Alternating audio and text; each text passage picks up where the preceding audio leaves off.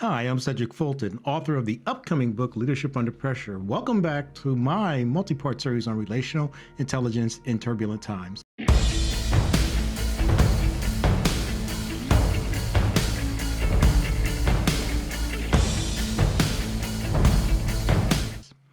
In this episode, I'm going to focus on how leaders, especially in government and large bureaucracies, can use relational intelligence to lead teams effectively, even when politics, pressure, and polarization are all around them.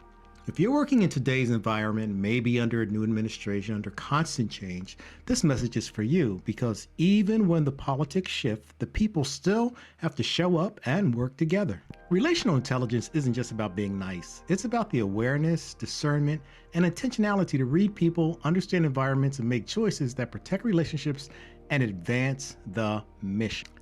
After 30 plus years working in and around government agencies from the Air Force to the states of New York and New Jersey, I've learned that the success or failure of any organization rests on the quality of its internal relationships.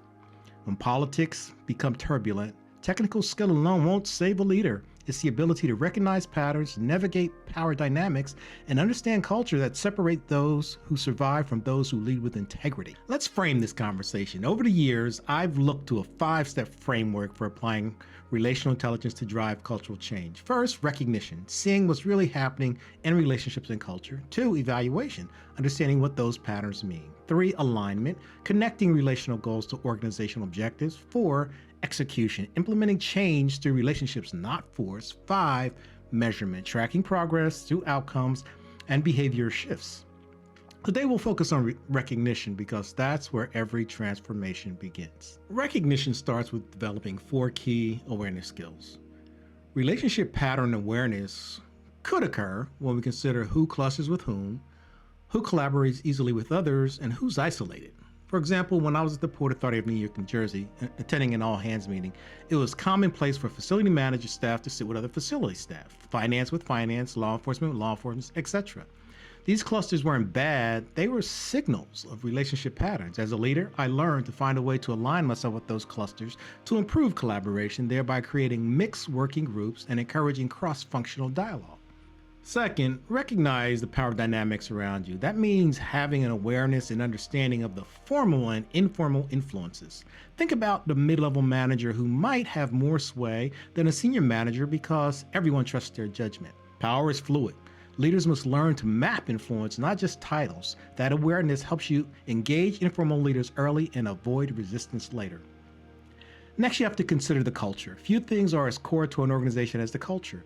You must be able to discern the impact of the unwritten rules. At the MTA, I learned the police staff didn't really respect the operations staff. Operations didn't trust maintenance, and nobody liked HR. Those unwritten cultural rules had to be surfaced before conversation and collaboration could happen. You can't fix what you refuse to name. Blind spot illumination means uncovering what we don't see about ourselves. I'll admit, one of my blind spots was being too non-confrontational. I'd sometimes rescue employees from tough managers before fully understanding the context. Over time, I learned to pause and assess whether my intervention helped or hindered accountability. These 4 recognition tools, pattern recognition, power dynamics, culture awareness, and blind spot illumination, are the foundation for relational leadership. Changing organizational culture is the hardest work a leader will ever do. You can write policies, set metrics, and redesign org charts, but without relationship alignment, nothing changes. Let me give you an example. When I served as president of the Triborough Bridge and Tunnel Authority, we collected nearly $2 billion a year, but our 2 major railroads and subway system consumed it all. The MTA, the parent company for my organization, had just concluded a 7-year period where staff did not get raises.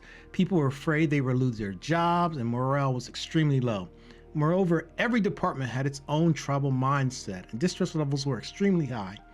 You can't command your way out of that. You have to connect your way through it. That's why I started small. I met with one direct report who managed the supervisory level. We piloted relational intelligence practices, simple things like mapping, who worked well together, who was left out, and how to cross-pollinate. Within 6 months, communication and morale noticeably improved. It wasn't magic, it was intentional relationship work. We've seen what happens when leaders try to impose change through brute force. Take the recent Department of Government Efficiency approach under the Trump administration, or in other words, Doge. The idea was to streamline government by cutting, consolidating, and disciplining agencies through top-down mandates. From the outside, it looked like Doge invaded Social Security. That's a big deal. The stakes of Social Security are high. Delayed or inaccurate payments affect millions. While we all desire positive change, the changes at Social Security should be rational and precise. The truth is, and while we sometimes don't like it, bureaucracy protects reliability, and in the long run, reliability is efficiency. Tactics included harsh criticism of staff and systems and bringing in people who had little to no experience and give them access to private information of millions of American citizens. The result? Resentment, suspicion, and frustration. You can't drive sustainable change through fear. You may get compliance, but never commitment. Proverbs 15:1 says, "A soft answer turns away wrath, but a harsh word stirs up anger."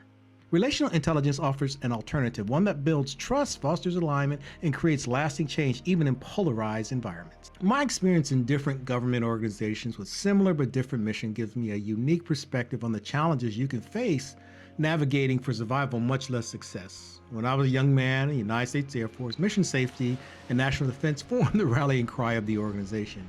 I was in a tactical fighter squadron making sure the pilots were able to fly successful practice or real-world mission. The sense of teamwork, along with the love of country, was intoxicating. It was a sir, yes sir environment where when you were asked to jump, you said how high.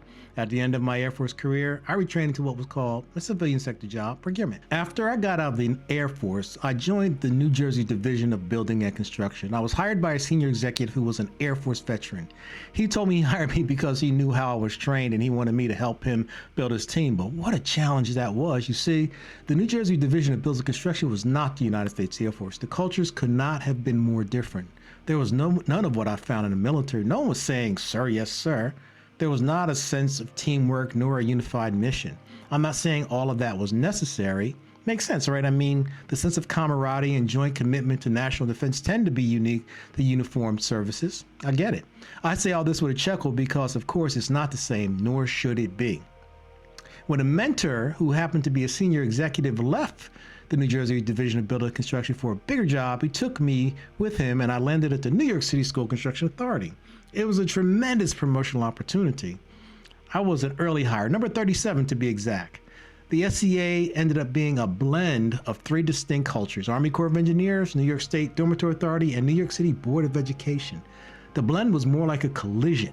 While the blend was not planned, it ended up that way because the SCA hired was a newly created organization, and the first people hired naturally hired people they knew and trusted. There were so many battles over process and procedures, but since there were so few of us in the beginning, we were able to find informal ways to sort things out, move fast, and get things done. But as the company grew, as more people were hired, business processes turned into political turf battles. Again, being new and less than 2 years out of the military and relatively naive, I was frustrated by the process confusion. But what I was not prepared for was the political plotting. Oh my God, I'm at city versus state versus federal worldviews in real time. That's not how we did it, was the most common rallying cry. When the guy who ran the organization had come from the federal government, a retired general, he was an assistant controlled by New York State, New York City politics and their funding power. He was not too long in the organization because the processes and political tensions inherent in culture mashed up made leading and managing very difficult. I can't say for certain. I was too junior to know what was happening behind a curtain.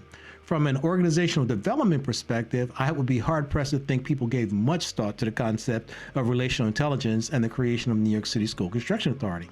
However, for me, the SCA represented an exciting time in my career where I learned a tremendous amount and was offered amazing exposure. A few years later, I found myself at the Port Authority of New York and New Jersey.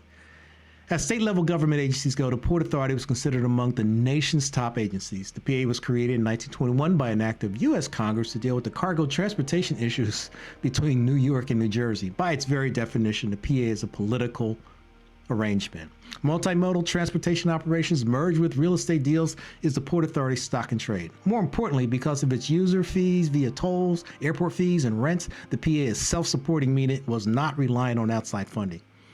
When I got there in 1993, literally 1 week after the first World Trade Center bombing, I could tell that the people who worked at the Port Authority saw themselves as a cut above the rest.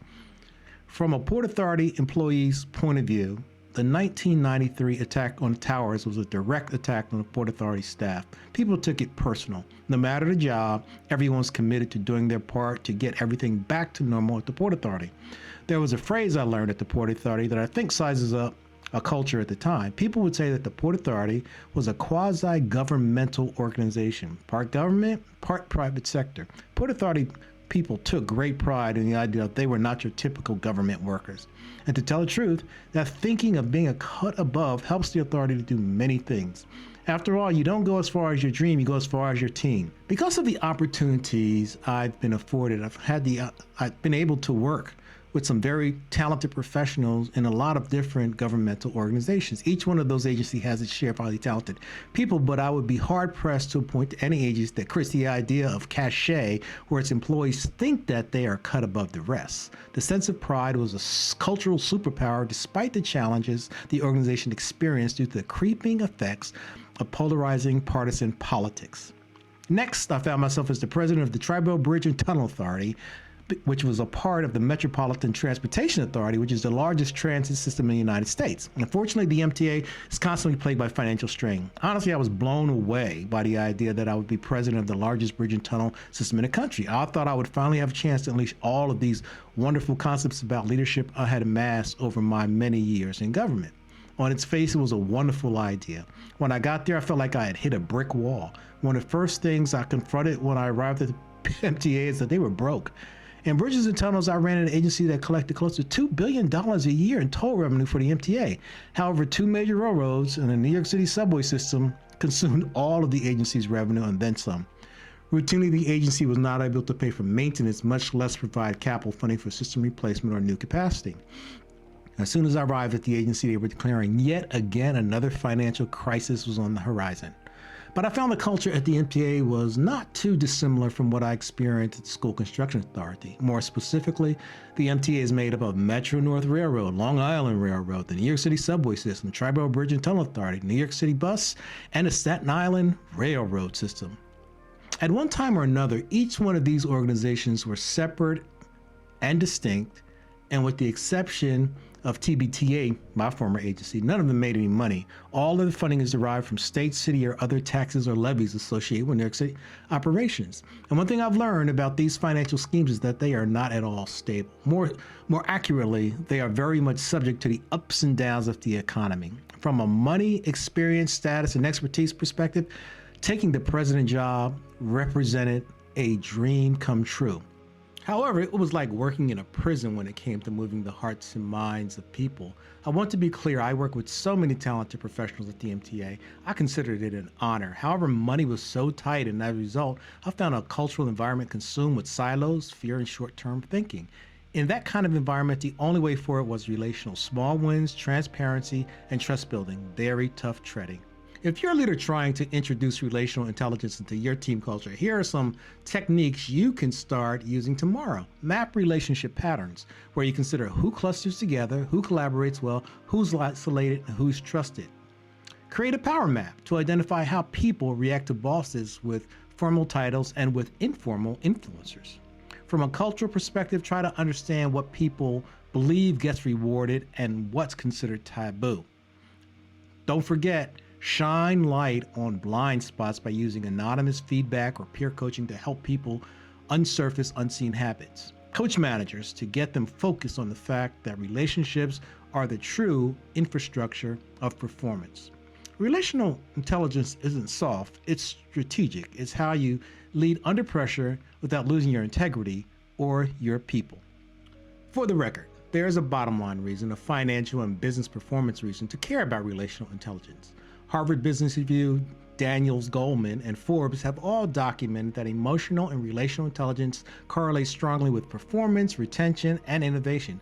Organizations that prioritize relational intelligence see 30% higher engagement, 40% higher collaboration scores, reduced turnover even during political transition.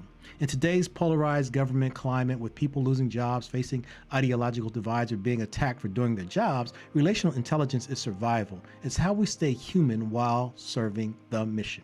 If this message resonated with you, I invite you to reflect. What's one relationship pattern in your office you could map this week? What one power dynamic you could better understand? What one blind spot you might want to exploit? In the next episode, we'll move from recognition to evaluation, how to interpret what you're seeing and design relational strategies that build trust and performance. If you found value in this conversation, subscribe to Lead with Cedrick, leave a comment, and share this episode with someone navigating leadership under pressure. Until next time, lead with courage, humility, and relational intelligence.